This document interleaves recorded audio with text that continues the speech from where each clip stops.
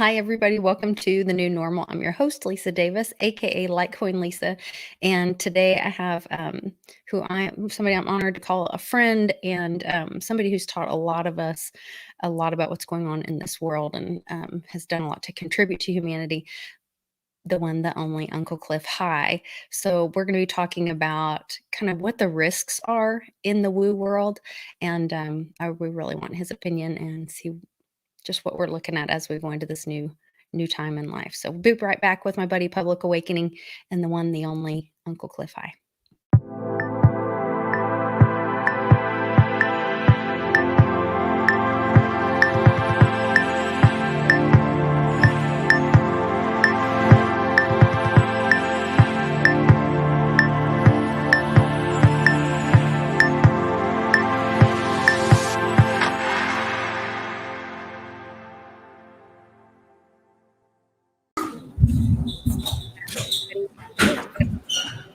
All us a like and a thumbs up, and share this video. Really, I'm sure it'll be full of great information. We've got Public Awakening here, my Woo Woo Wednesday buddy. Howdy. And we have Uncle Cliff joining us, Cliff High from Half Past Human. If you guys are not following him already, you definitely should be.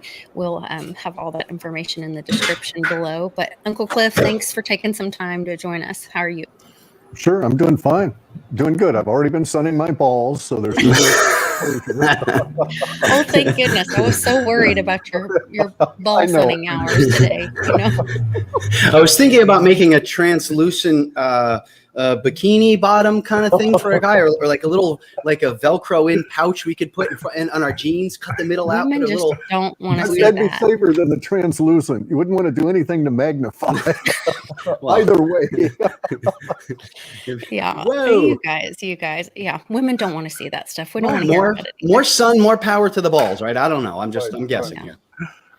Yeah. Well, it's actually in the theme of what Lisa and I had been corresponding about, which is basically those things that can affect humans. I mean, and the dangers of the woo world, right? I mean, one of the dangers for us is that it's woo that male human never have their genitals have solar energy, right? We're always clothed, we're always in buildings and this kind of thing. And so it's woo to going out and be a nudist. And it's good for you because it turns out that the red light in the sun balances your hormones. It raises testosterone, it lowers cholesterol, it does all these great things for you. But it's dangerous. Well, it's also dangerous. Okay, so it's dangerous on many levels, but at a particular level of danger, there is the risk, of course, of sunburn and, excessive amounts of sunning, right? As well as the social dangers. So woo is dangerous all the time. You have to be aware of this. But some of it is, long-lasting danger, not just a couple of days of red balls. Well, and that's what I want, not the red ball part, but that's what I wanted to talk to you about. I really appreciated when I shared on John Claude's channel that I've had several psychics tell me that I'm going to be, that I have all these gifts and that I'm connected to spirit and I'm going to be able to help people. And one of the parts that they shared with me is that I would be channeling. And I've had a couple of people tell me that specifically I would be channeling children that have passed and giving messages to their parents. And it always just felt really weird.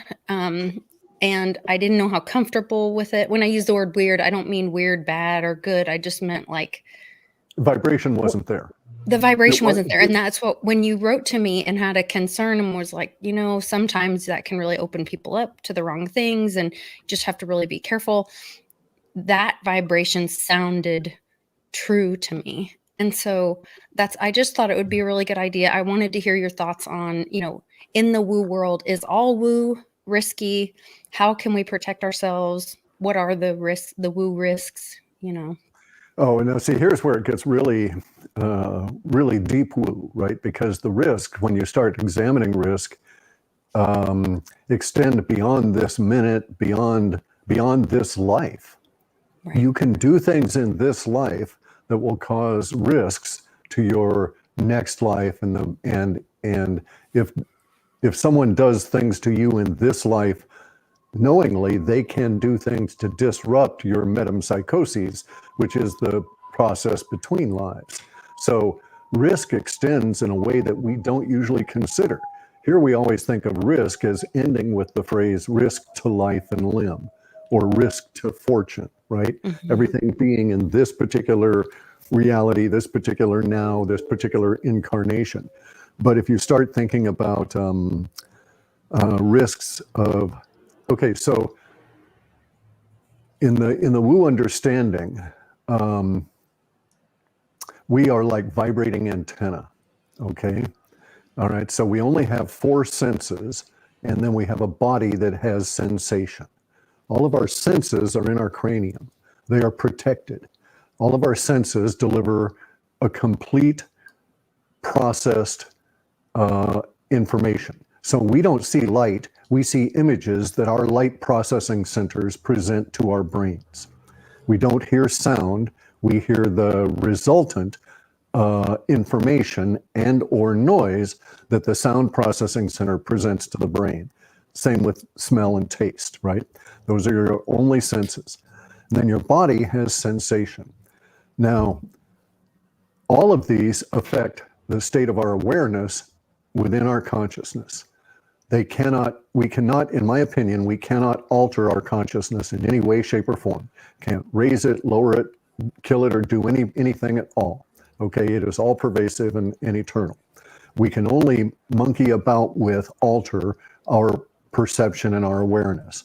But we have to understand that our bodies are essentially vast antennae of nerve fibers, okay, that provide us with the sensation of touch. Within our head, all of our sensory apparatus connect to our brain, which is a vat of emulsified oil with microcrystalline little things throughout it in vast numbers, such that it is a microcrystalline antenna. All right? The brain does not house your emotions. It doesn't house your personality per se. It doesn't hold your memories. It is an antennae that connect you to universe and allow you, the doer in the body, to function. So it is reasonable in a Wu world to think of our meat sacks as being like marionette puppets. And we are the consciousness that makes this marionette puppet move around. But in real, if you go back and look at this video I did like way back in 2015 or even earlier about triune humans, you'll get a much greater in-depth understanding of what I'm about to say. But what I'm going to say is that our consciousness and everything, inviolate as it is, connects to reality, the materium, where matter exists, where things are solid. Our consciousness connects to this through this meat sack, through our body, through a particular set of connections, through the vagus nervous system to the greater mass of organs, and to 2 particular nerves in our craniums, number 9 and 10. One, the 10th being called the X nerve for a real good reason. Okay, now, we know we can affect ourselves. So I could get pissy, and sooner or later, I will feel that in my body. Same thing is that, I could feel ill, and I would also feel that in my body. So kind of the fake it till you make it kind of correct, thing. Correct. Okay. Or you're just feeling a little down. You're sitting there at your job on Monday morning, and someone comes in all bright and cheery and gives you a sweet treat. And hey, your day is brighter. Everything changes, right? So the external world affects us. It affects us in so many ways, we cannot calculate this. As I was saying earlier, okay, I sun my balls, I get a hormonal flush about 15 minutes later, right? If I'm perceptive and I'm sitting there quiet, maybe I'll feel it, but maybe I won't. But maybe I will perceive the after effects of that, which is the more testosterone, the bigger muscles, et cetera, right? So all of these things kind of affect us. And so, again, the sunning, I'm out there, I take I'm making vitamin D as well as trying to get the hormones up. So I take my shirt off, and after a while, my chest gets hot, and I can feel that radiation penetrating into the bones in my ribs. And so this is from an object that's 93 million miles away. So the external world affects me action at a distance, very remote. And we never think about any of these kind of things. Now, we think about the fear of 5G, we think about all the EMP and all of that kind of stuff, but we don't think about the constant movement of the planets in the heavens affecting us.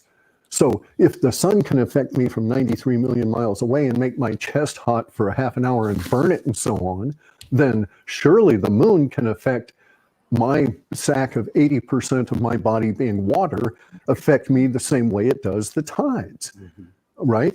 And we know that Jupiter and Saturn also contribute to tidal effects, especially when they're in alignments as they were this last December. So who is to say that they're not also affecting me?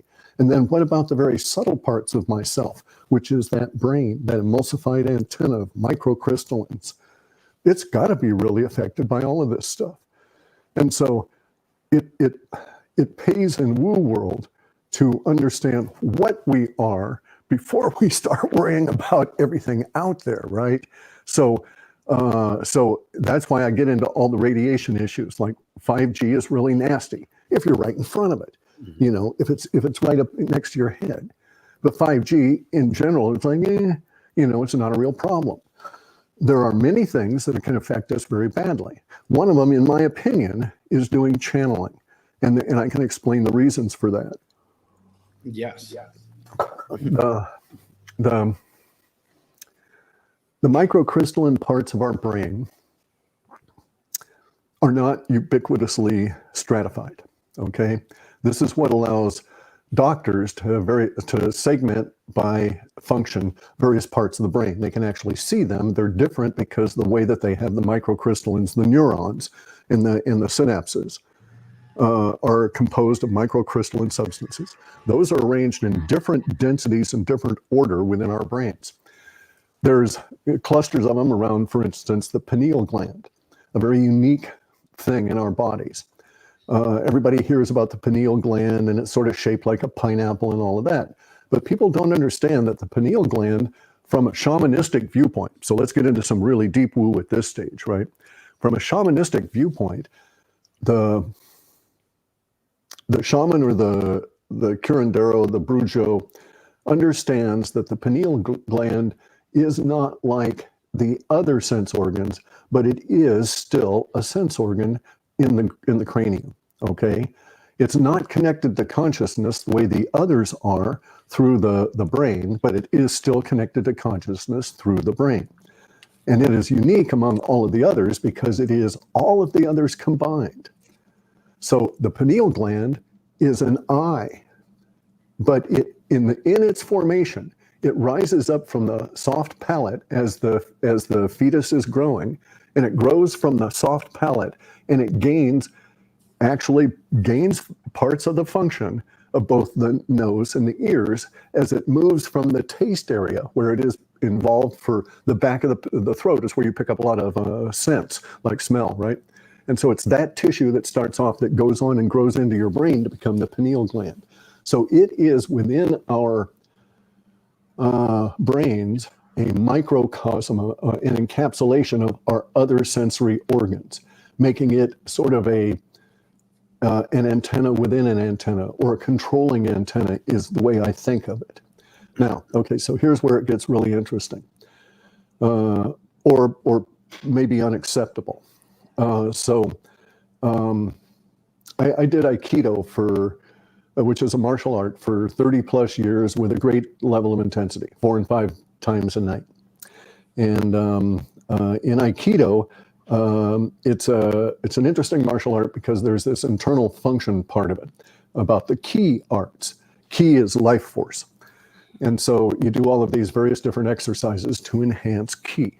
Various breathing exercises, purification through misogi, purification through zazen meditation, all of these kinds of things, along with your Aikido practice. So I was doing both 4 and 5 times a week for many hours. And when I did the ki exercises, thereafter, I would be able to see the auras of everybody in the dojo, in the room, right? And especially under fluorescent lights, because fluorescent lights really seem to set it off. And so I could see this. This is really cool. And also lots of people reported those similar kinds of effects, a very big heightened feeling of ki. And you could do things like close contact telepathy. You would know the thought of when they were going to move as soon as the thought moved. And if you were fast, you could move before they could move, right? This kind of thing. And that was the point of it in the martial art. But one day I was going out of the facility there, and I had to pass, this was over at Evergreen State College. And I had to pass through another part of the student athletic facility. And there was a big room full of people there, and the door was open, and I was just looking, and there was this woman in there who was channeling. And my heightened, this was after, at that point, I'd been doing, that was probably about 5 hours that night. So I was really in the ki, I was really feeling it. And as I walked by the room, what caught my attention was this sort of hovery band of, the best I could describe it would be a light-like substance. Okay, it wasn't light. If I looked at it, it wasn't there. If I saw it out of the peripheral of my vision as I moved my head back, it was there. And so I was just intrigued. I was used to seeing auras. This was just something that was different. And I thought, am I seeing the combined aura of all of these people? But it didn't appear so because it hovered very much higher over them. So the rooms we were in had a height probably of 25 or 30 feet because they played basketball in them. And these are big concrete buildings with giant lights up there. And a big athletic facility like that, right? And more like plasma that Tesla was seeing when he was watching what's that girl? Not that energetic, okay. But very much like you could describe it that way. And it was, there wasn't a color to it, but it seemed to give an impression of a color. It was just this weirdness. And there were a lot of people there sitting in chairs, all different kinds of people just sitting there watching this woman do channeling. And I knew about channeling and never been interested. It was just had never impinged on my awareness at all. And so I just went and stood in the back of the room there, and I watched the proceedings and watched what was going on. And I saw what channeling was at an energetic level because of my condition as a vibrating antenna filled with ki at that stage. And what was going on was that there was a true entity, a true space of that was not that light stuff that was hovering over this woman. And it was just sucking that light stuff in like mad, and it would dribble a little tiny bit into her, and just suck it in like mad. And it was really creepy, okay? Really, really, really strange. And as I say, really creepy. And at some point there, like I'd been there maybe 4 or 5 minutes, and I had my Aikido gear, and I had my Joe, which is this 5-foot stick you fight with. And at some point there, my grip relaxed because of what I was seeing, and it fell over and went smack on the floor. And everybody just startled up like that. And it broke the filaments that this thing had into the energy from everybody into the room. That's when I started investigating channeling, was after that encounter. Now, Washington State is a hotbed of woo-woo people, and it's easy to find people that do that kind of thing. And I would get myself into particular states. This was back 17 years ago in my 50s. I would get myself into particularly high key states through Zazen, and I would go and see. And I observed a lot of channelers, and it was essentially the same in each and every one. And then I investigated it through literature, through shamanistic writing and philosophers and so on, and found that there are those people that think channeling affects greatly your presence in the next life, okay? How your personality is in the next life. Many people, not psychiatrists, not normies, but many people in the woo world will say that every person they've ever dealt with that was a schizophrenic in this world had been a channeler in a previous life. And now my brother, be because the antenna. So if my DNA is my antenna for my soul to receive me, am I altering my antenna, or is my antenna being altered if you channel another being? Then do you take on their sort of okay antenna? But no, here's the thing. There's a couple of mechanistic flaws. All right. Okay. You don't have to have a connection to your soul. It's in your body. You carry it with you. Here's how the soul works. Woman gets pregnant, and on this side, on this side of the life-death barrier, a woman gets pregnant, and the soul of the child enters in through the breath. Okay, it actually enters her body as a physical presence that is physical, but very lightly material. Okay, so it's not very physical.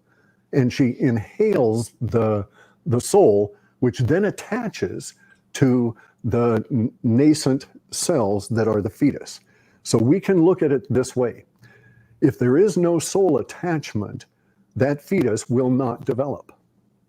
It'll never go to term. Okay. Is that where, if I could just ask a quick question, I've heard these stories about when they weigh somebody at the time of their passing, correct, and then you have that 9 gram. Is that what that is? Correct. Wow. That's the Russians. The Russians did that for years, weighing people at the time of death because of their setup. And correct. And wow, that's exactly what that is. Okay. And the soul is heavier when it leaves than when it enters, because it takes with it all of your accumulated experience, all of your accumulated karma, all of that stuff to be melted down into your intuition for your next life. Okay, so when she gets, we're really kind of diverging here, but so if the woman gets pregnant and then the soul comes in, you can think of the soul, this is the way I do, is like if you go and you see one of those cartoons where they show you a factory or something, and there's 2 halves of a mold and it squishes, and then they put in something and they take it out and then the little robot walks off, that kind of a thing. That's what goes on with the soul. So every woman gets pregnant with a bland fetus that has no personality attached or anything. When the soul attaches to it, the soul starts altering through the development of that fetus. It customizes that fetus for the personality and the consciousness that will later arrive.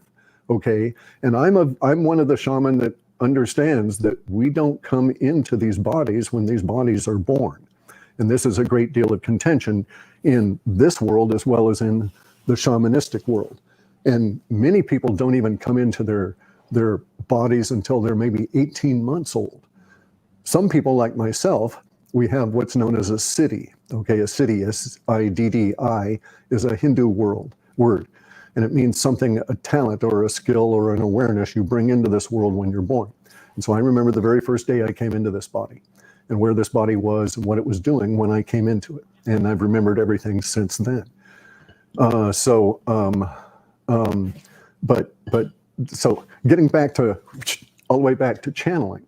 So you're correct, all right? So the soul is with us all the time, right? But the channeling part does disrupt, not through the DNA, but through the crystalline structure itself. And so my brother was a paranoid schizophrenic and died young. He was a type A schizophrenic where it hit him extremely young. And at times in his more lucid or more crazy periods, whichever you want to think about it, he let me know that he thought he was a schizophrenic in this life because of what he had done in his last life.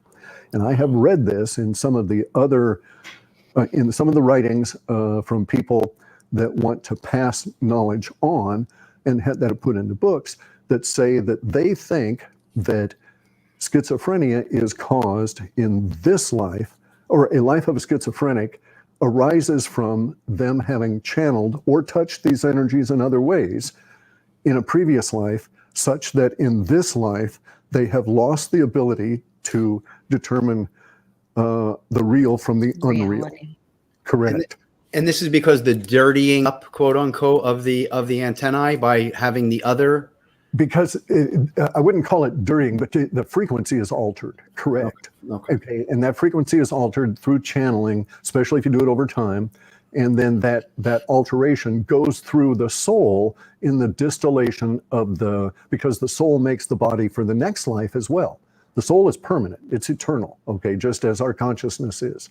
And so this soul that I have right at this moment that made this body will make me another one the next time I have to reincarnate. But it's going to carry with it all of the karma and crap that I need to deal with, right? That's why my body now is so covered in scars, is because one of my previous lives, it gets devious to get into this stuff and twisty, but in one of my previous lives, I had many encounters of a violent nature. And I did or did not do what I should or should not have done. And so I carry forward those encounters in this life when all of a sudden nasty stuff happens and my body takes a big hit for some reason that it should not under those normal circumstances, right? And so these karmic things are presented to us and they're carried forward with the soul. And when you do channeling, you will alter your karma because of the contact to the energies. Now, another thing I have is there's no benefit to it. The channeling is that these entities bring you only what is in your own mind. No channeler has ever developed any devices, had never had a thought that was not already in their mind, no channeler can suddenly speak Egyptian when they're not channeling, they can't, right? It doesn't work that way. So you don't get any new knowledge out of channeling. You're not connecting anything that is going to be of benefit to you. You're only connecting to these energy-sucking entities of a malevolent, some of them are less mean than others, but they're still vampiric. They're still sucking energy off of you because it is feasible under conditions that we probably shouldn't even go into, but it's feasible that there's consciousness that can exist at this very less than material level, okay? And so it's not interdimensional or anything. It's here, and we would call these things ghosts or spirits or shades. All these words from the ancient past, right? And these entities are cohesive, and we can describe them. You know, they're cohesive. They're self-locating, meaning that that cohesion stays with them as they move around in particular areas. They seem to be bounded in properties. Like all the ghost hunter kind of stuff, right? Right. Okay. Just as you just described the souls are. That's correct. I didn't Exactly. look at it like that. Yeah, that's right. Correct. Okay. So under these circumstances, these entities, though, I am of the opinion, along with other people that have done studies in this shamanistic stuff, that these souls these entities have at one time been corporeal. Okay, not necessarily human, but they were physical. They had sensation, and so they crave sensation. So they're sensation addicts, and they get their sensation fix by channeling for you. They put you into a particular kind of a sensation, or actually you allow it. You have to open yourself up to it, and you got to go through all these processes to do that. And you allow yourself to be a channeler, and these entities, which are around us constantly everywhere, sometimes they get together in groups, and then they will attach. And they will do whatever they can. They'll stir around in your mind to find anything just to keep you there, to keep that portal open, to suck stuff out of you. The lives of channelers, if you look at them through time, their bodies do not do well from this practice. Their lives, they don't look good, physical, robust, etc., right? So I dispute that it's worthwhile, doesn't bring back any information that's meaningful. And then I have many cautions relative to the nature of our vibrating antenna and what we're getting involved with here, which is these energy things that can see, so to speak, our antenna vibrate and take advantage of us. So do you believe that you can say prayers of protection, set yourself in your mind of a white light or no, these things don't protection. care about Christ. They don't care about Buddha. They don't care about Zoroaster. They don't care about Brahman or Krishna or anybody. So these entities will happily go along with that and say, oh, I'm a good Christ-like spirit. I'll help you out. Sure, no worries. And here's the thing, right? All right, so I live in the Pacific Northwest.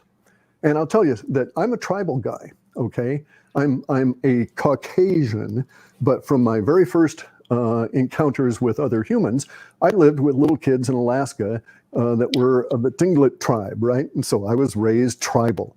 And, the proudest day of my life was when I got my own husky dog. I was 3 years old, and I was like all the other kids then. And so I'm tribal from that perspective from way back. And I live in the country of the Salish, right? And I live in the country of the Quinault. and these are local tribes here. And all of the tribes, all up and down the Pacific Northwest, they've got this thing there, and it's a real truism. And we're just going to take this thing and we're going to apply this as a metaphor to what happens with channeling and these kind of things. And that is, the thing is that Raven is a trickster, and he can't help himself. Okay, so the Raven provides us intelligence. The Raven as a symbol provides us with knowledge and information, but he also tricks us because he's a funny, tricky kind of a guy. And so these entities, no matter how much they tell you that they're on your side and you're doing good and all this kind of stuff, at some point they will, and even if they don't want to, they will deliberately cause you a damage because they must operate that way. I've heard the same exact thing. They're sticky. They will play tricks on you, and yeah, that's exactly the same things I've heard from other sources for years. That's how they operate. One quick question: it sounds almost like channeling is very similar to the stories of maybe selling their souls to the devil kind of thing, where you make the agreement, you allow them in, and then they thrive on you being on, if you're a famous musician or a rapper, they thrive on being on stage, getting all the attention, and well, there's the deal, Guy. Look, I mean, these things are magnifiers. Okay, so as I saw in that room, if I were to imagine an artist with a stadium, 50,000 people or something like that with that much energy, holy crud. Because that's when the mass of these entities would collect, because, more than one. They would be feeding off of all of that. It would be, that's probably exactly what happens. Yeah. And then they can get their own power even from there. So, wow. So something bigger on a worldwide scale where we are being fooled with something is just a bigger version of that too. That's like 9/11. Yeah. Okay. Or because currently what's going on also with the. Yeah, exactly. Yeah. But that's a little different. Okay. I think that's a little different. All right. So 9/11 had elements of energetic theater, of energetic set creation and so on.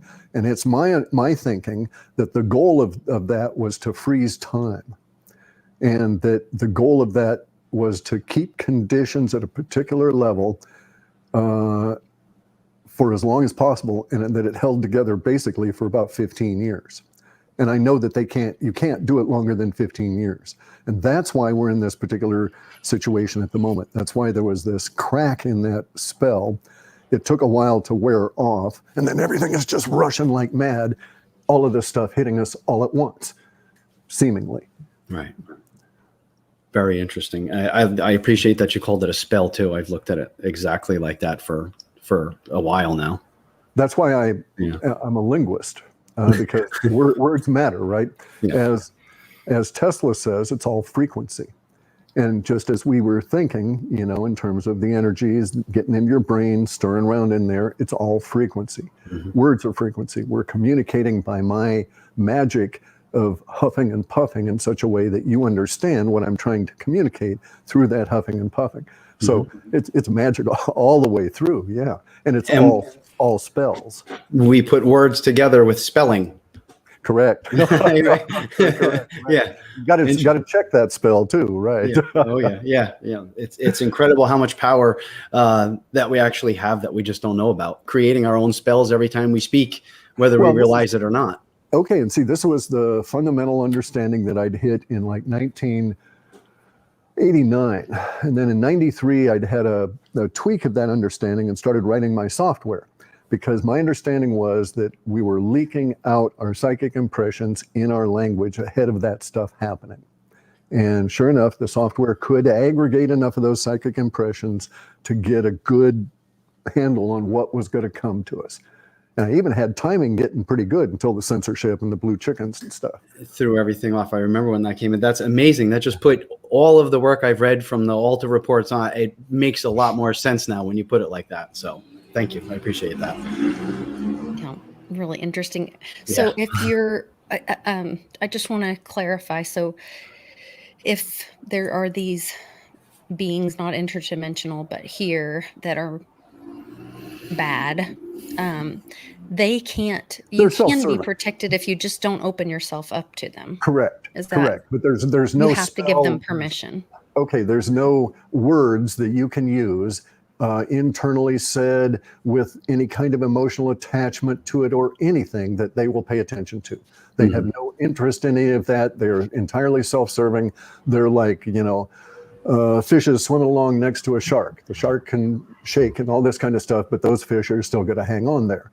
So you cannot protect yourself. And here's something else. Okay, so if you go and read Thinking in Destiny, which is a huge book, it's 1,080 pages. It's one of the most dense books on the planet because they worked for years to remove every single word that did not contribute to the meaning and did not advance it. Okay, it's nonfiction, and you can just read a little bit and stop and think about it, right? And there's free PDFs online. You don't have to buy it.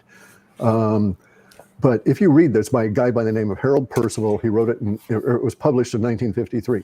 He goes into this stuff in great detail, but he has formulated and extracted all this stuff in sufficient detail and description for everybody to understand it easily as you plow through this dense book.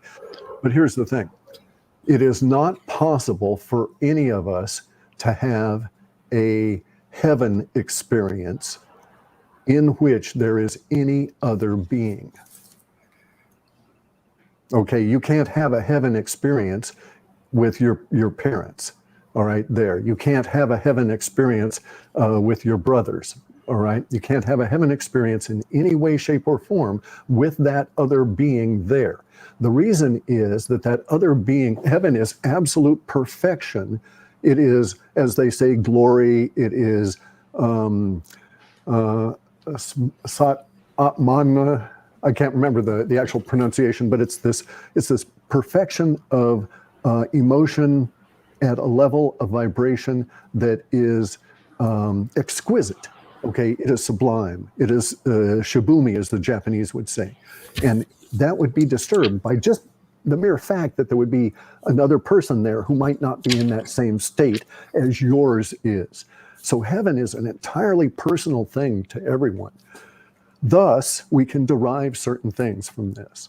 It's not possible to talk to or communicate effectively with the actual being that has departed. So you get a brief, okay, now there is an exception to this. As we die, there is a brief period of time. During that brief period of time, when you are dead, you can go and visit people. You can give them last messages. I've had this happen repeatedly because I've guided many people over to the other side, and then that day I will always, for that next 24 hours, which is about as long as you get, I will always keep myself open, and I will always inevitably receive a visit from them, and they will communicate something to me in that vision. It's never words. It's always images, not a dream, and it's always a vision, right? And it's always been remarkably focused on how happy they were, that there was no pain, that there was no fear, there was no suffering, and that they were incredibly, incredibly happy, and that they were pleased that we had this interaction. And that's what I say in words as a result of those images, okay, and the emotions that those things presented to me. And this is without regard to my relationship with those people on this plane of existence. So even if there have been a couple of people that have come to see me after they had passed, and we basically hated each other's guts, and it didn't matter, did not matter. Okay, it wasn't just the people that loved me, right? So an interesting wrinkle I had not expected. But given that situation, anybody that's going to come and say to you, like with Houdini, Houdini was always hunting down channelers, trying to find somebody that could contact someone that was real, and he debunked them by the hundreds, right? And it's because it cannot happen. There is no mechanistic approach to that. There's truly no channel, no way that can happen. Once you're into your metempsychoses, the shift to the void is such that you cannot be reached, nor would you want to, because you've got work to do over there. It's not like you're just sitting around on a lazy boy with a beer, right? You've got to go into your metempsychoses, and then for a period of time that will exceed the duration of time you've spent in your life, you must internalize everything you've gone through. You've got to atone to yourself for all the wrongs you've caused and all of this kind of thing, right? And you've got to accept all of that and internalize it and own it. And then, and this is part of the process, and your soul does the hard, heavy lifting, because it does the heat part. It gets all of that karma and stuff melted down, and while your consciousness is dealing with the consciousness part of it all.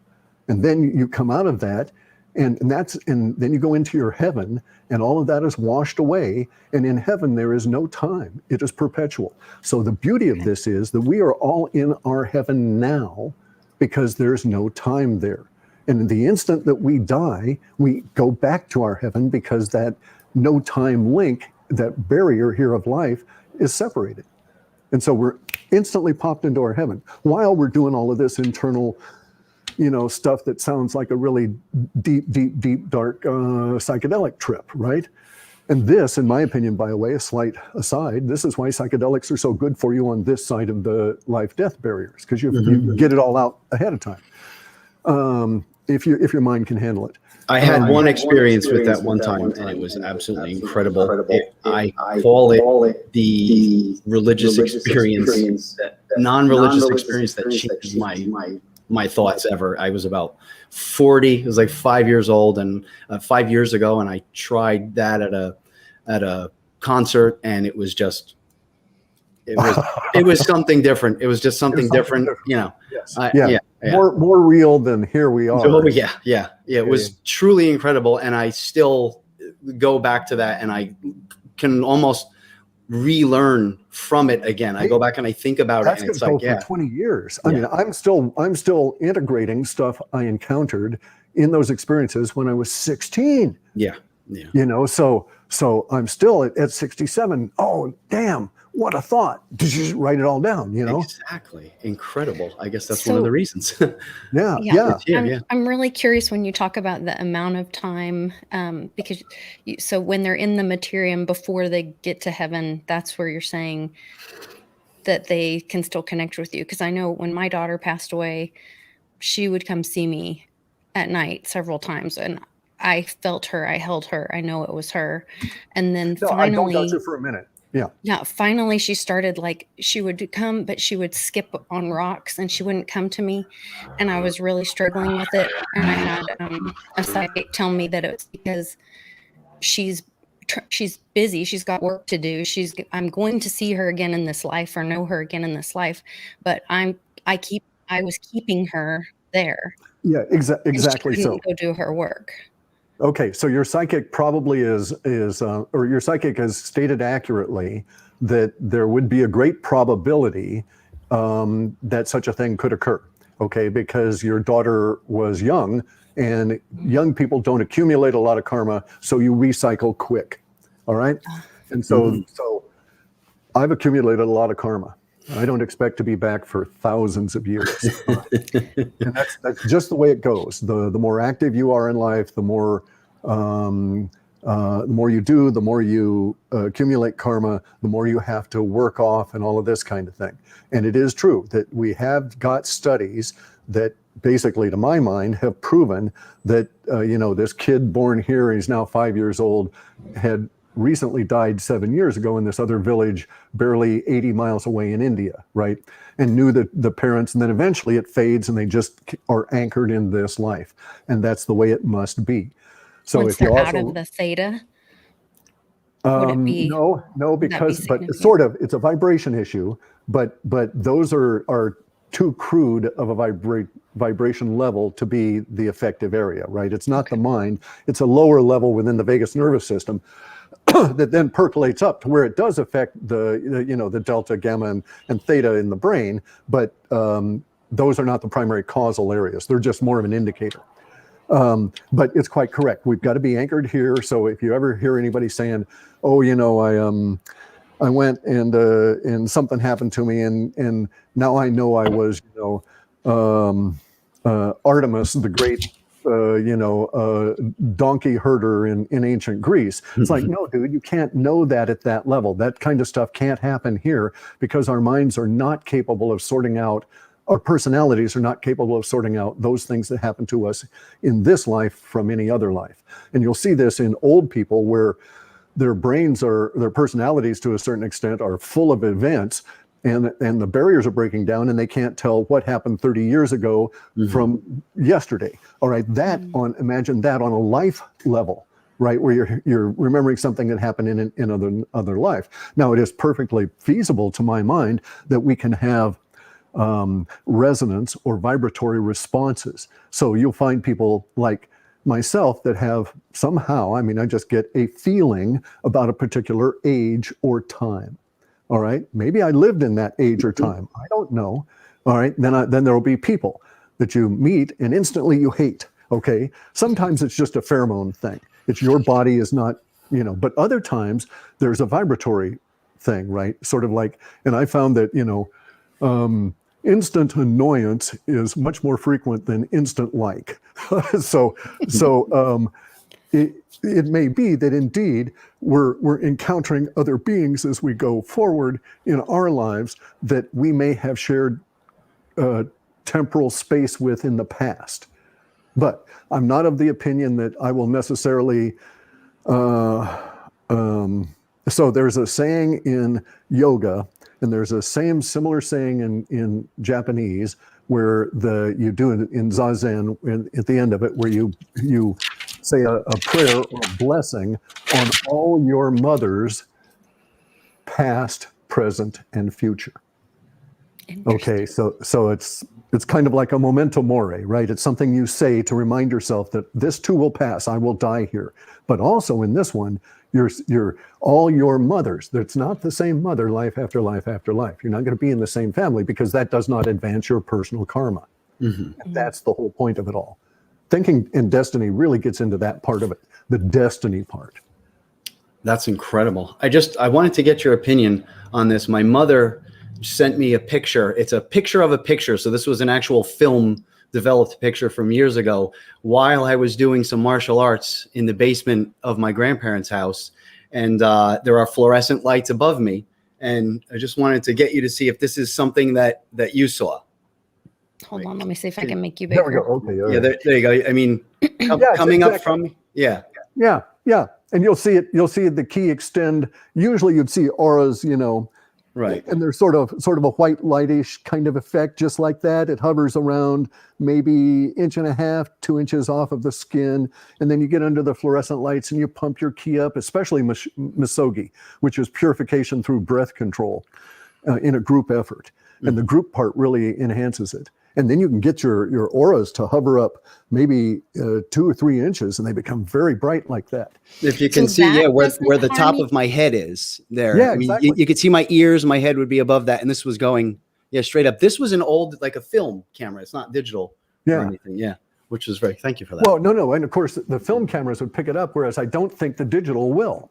All right, because the digital works off of an opticon sensor, and it's all software. The software decides what to write to storage, whereas the film was actually an emulsion that just picked up light, and it didn't know intelligence in any way there. So software is dangerous. Because when you have these cameras, what you think of as a frame is decided by a programmer who decide, no, we're going to keep this, but we're going to throw out that part up there with a UFO. Now, he doesn't know there's going to be a UFO up there. He's just framing it in the software that then writes it to your storage. Wow. But it's all controlled by software. So, Uncle Cliff, you mentioned the being in the circle and doing the yoga exercise with multiple people. Is that not the same kind of thing of mixing aura or mixing energy, and can that be dangerous as well? Okay, so that's only like instantly dangerous, okay? And in the sense that it doesn't have much of a carry forward unless it's part of your karma. So you could have a group in which there's someone who's disharmonious. Aikido, by the way, means mind, body, spirit, harmony. So it's all about the harmony, all right? You're harmonizing with the universe. And so we learned all these key exercises. So usually people that would attend Aikido that would get to the point where they would, okay, so as males, a lot of males would attend martial arts for the martial art part, right? And it would take them some point, they would have to be dedicated to go to the softer side, which is which actually is much harder, which is the ki arts, the extension of ki, the unbreakable arm, all these weird little things you do, right? And then the meditation. Now that's ultimate hardness to do Zazen. And that's what really boosts up the ki. So anybody that goes to that level is got to be really simpatico. So it's very little risk, but you could get an area where you would find someone that was disharmonious, but it's not going to, you're not going to take in their disharmonious energy, right? It would impact that group and the harmony you were trying to create. But at the end of that night, assuming you didn't have to deal with them again, that effect would dissipate. Interesting. I know we just have a couple more minutes, but I have this question kicking in my head, talking about channeling and connecting and setting intention and mindfulness and wanting to connect. When people meditate or pray and they're connecting with God, higher power, the universe, does that leave them vulnerable for these negative things as well? Or how are they protected in that case? Okay, How is that different? All right, so here's the thing. You have 3 bodies. You have a mind, or you have 3 minds, okay? You have a body mind. All right, I'm doing this badly. A body mind, you have a feeling mind, and you have a desire mind. All right, this is your personality. Men usually spend more of their time in desire mind than feeling mind. Women more in feeling mind than desire mind, but we both must have both. We only get into body mind usually when sensation overwhelms us, pain or pleasure. We have other minds, okay? We have rationality and we have reason. And then we have our 2 great minds, which are the thinker and the knower. These here, the thinker and the knower, are what we in this materium feel as our higher selves. Okay? They are our higher minds. We're so fantastic that we can't shove ourselves into these puny little meat sacks. We can't put all of our parts in our here. whole self at one time. Correct. Okay, so we're what's known as the doer in the body. And get this, we're only 1/12 of the doer. The doer is so fantastic that there are 11 other yous and 11 other me's, half of whom are male, half of whom are female. Lisa, you will be female in all of your incarnations. In public, you're going to be male in all your incarnations. For good or bad, that is the way it is. All right? So why do we always see this? Now you know, because we are whole, but we are only 1/12 of the totality of the doer, and we miss the other 11. That's why that symbology is everywhere. That's the magic that is true. That's what's going on there. Okay. Spells. Okay. So it all. So no, when you try and do connection to your higher self, there is literally the Shoshona, this little energetic thread thing that comes on up, and you cannot tear that. You can't break it. You can't penetrate it. You control it, and you can open it up, but nothing else in universe can sever that or alter it. So you're impervious to that. So your higher self, your thinking and knowing, is that part of your collective consciousness that you're never. We're individuated at this level. Okay. We are triune beings. Are separated from individuated. And there is a point to that. If you read in Thinking and Destiny, you will see how great a point there is to that. And bear in mind, weird woo people like myself believe that in order for someone to be human and to speak to me, they have graduated. They have had at least 82 million incarnations to become human. That's why I'm so tired. You got it. That's why coffee is so damn good. Hello. I got chaga, but yeah. I've got Miller Lite. So you see why, life is complicated. We got to cut ourselves some slack. And if you're not in woo, they don't tell you this shit at all. No. Yeah, it's Definitely. all been cut out just to keep us from connecting with our original selves, with our 11 other selves. Wow. I've always heard the terms. Also explains trans and all of that, right? Yeah. Okay, because it's the bleed through, right? There really are no trans people. There are males here who have an affinity for the female that's going to be incarnated on either side of them. Okay, so I thought you might have misspoke because you said, Lisa, you're always going to incarnate as a woman. Right. Because I've heard you say before that you go male, female, male, female. Okay, male, female. all right. So I'm a little confused. No, right. This is where it gets confusing. All right. So, okay. All right. All 12 of us are me, but all 12 of us are not me, this personality. Okay, so I am but 1/12 of a larger being as me, this personality. And me, this personality will always incarnate male. All right. But in between, and when I go into my metempsychoses, a female component that is also me, but not me, this personality, but me, the greater doer, will incarnate during the period of time that I am in my metempsychoses. When I reincarnate next, I will be there, but that might be because there's other males that need to incarnate. That might be thousands of years. Does that make sense? So you get a different version of you. Yes. So you get a different version of you in between each time you're here. One of those different 11. Yes. Correct. Okay. Correct. Okay. They won't look like this face. They won't speak like me. They won't have my brains, and they won't have my actual karmic intuition. But they will, the females and males will feel as I feel when I say I am me. And they will identify as me.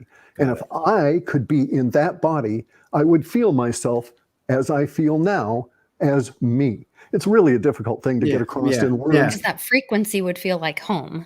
Correct. Right. Exactly. Yep. Got it. That's incredible. Wow. That's a good. So it's possible then that on this plane, this me can connect with the other me's and get advice, or no, it's completely separated. No. So here's the thing. I know this to be factual because this happened to me when one of the times I've died. Okay, so I've died 3 times in this body's life. Me too. 3. Okay. Yeah. All right. So one of the times I died was because I was given a drug that I thought was mescaline, and it was some form of poison, and it killed me. All right. And so I was already, it was some quasi half psychedelic or something, and I was already in that state, and then it killed me. When I died, I rolled off of the mattress and lay there dead, and I left this body, and I was relatively young. And I rose up into the room, and there were 11 small spheres. And then I realized I was exactly like those 11. And then there were the 2 large spheres that each in size were the same size as all of us 12 little spheres. And a discussion was held as to what should become of me at that stage. And I was put back in the body. I know that. Okay. Now I remember a similar thing also. Like I remember having it being decided for me that it's not my time. I got to go back. Thinking in Destiny. Read the descriptions in Thinking in Destiny. Harold Percival went through such a thing as well because his description is so vividly accurate to my own. Yeah. All right. Every time I have died in this life, there has been that same exact presentation, if you will. Okay. That same slideshow of the 2 larger brains, 2 larger minds, and then the doer. And it is a collective. So I do not dispute that you can get information and so on from the contact with the other 11, the greater parts of the doer. I'm just saying it's not something you're going to do down at the local bar unless you're going to get hit by a truck on the way, right? Right. Gotcha. So it's more really glitchy, dramatic. Right? It's more of a glitchy thing, more of okay. Gotcha. Well, I appreciate you so much. I know how busy you are, and I really want to honor and respect your time. You said you had a lot of chores to do there. Yeah. And, Well, sure. I appreciate that, Lisa. But look, I'm just like a regular guy, and it's nothing special to me. This is why I hate the whole thing about the spirituality and all of that kind of stuff, right? Because I approach this as like an old guy around a fire out in the woods, and you just happen to come along, and we're just talking about shit, right? So there's Well, just the way you're describing it is less mystical, more scientific, which makes a lot of sense, or very logical. Um, but at the same time, you state because we are magic, and correct. we just don't know it. We So are consciousness, and if we can only attune the vibration that the consciousness spews out, everything is in our grasp. Mm-hmm. Makes perfect sense. it's absolutely amazing. Well, I appreciate you guys so much. Thanks to everybody in the chat. Please give us a like, subscribe to this channel if you're not already. I got booted off and terminated. So I lost. Well, I actually have a recording. I need to go upload the recording that I had Uncle Cliff on last time. So I'll reload that one into this new channel. But we're trying to rebuild, and we're really looking at Odyssey because of the blockchain and the no censorship stuff. So hopefully we'll catch everybody over there too. So, well, thank you, Cliff. I really appreciate you. Guys. Thank you. Yes. Sure thing. Want to get one of those? Live long and prosper. Live long and prosper, my friend. Thank you, Cliff. Sure thing.